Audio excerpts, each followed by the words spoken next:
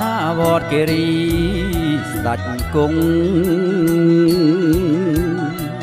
ថ្ងៃនេះមានហេតុអង្គចាក្រៃឃើញពពកអើយបាំងថ្ងៃបាត់ពន្លឺរស្មីនៃព្រះសូរិយាអណាប់អើលអង្គកិនព្រំលោកយាងចុងមករក្សាព្រមទាំងអើយទេវតារុករាំងអ្នកតាគឺទាំង8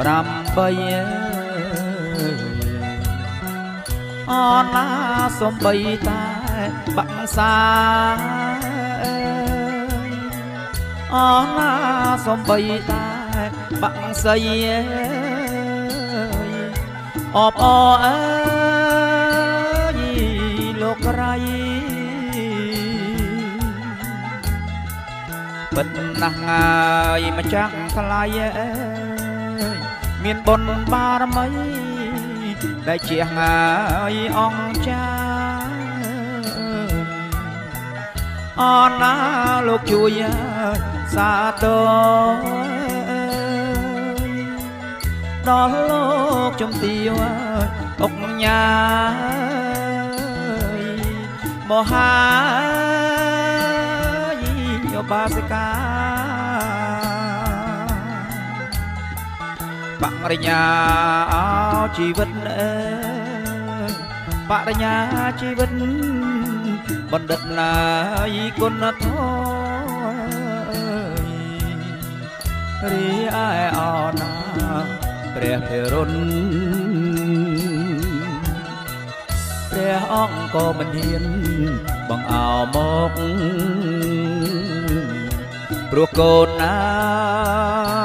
យចៅលោកព្រោះកូនចៅលោកអើយមកសុំទីទឹកដីអណារំដាប់សែនថ្វាយមានគ្រប់ដងបាយហើយនៃអាសនៈអើយបាយសី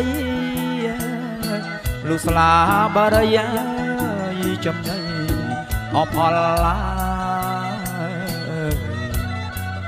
ជួបជុំអស់ទាំងព្រះសង្ឃពូអ៊ំមីងមីយាយតាបញ្ចុងអើយសេឡា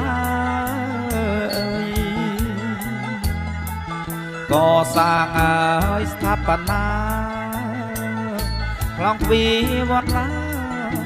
គិរីអស្ដេចគង់សូមអង្គវត្ថុឡើយស័ក្តិសិទ្ធិជួយថែរក្សាគុំក្រង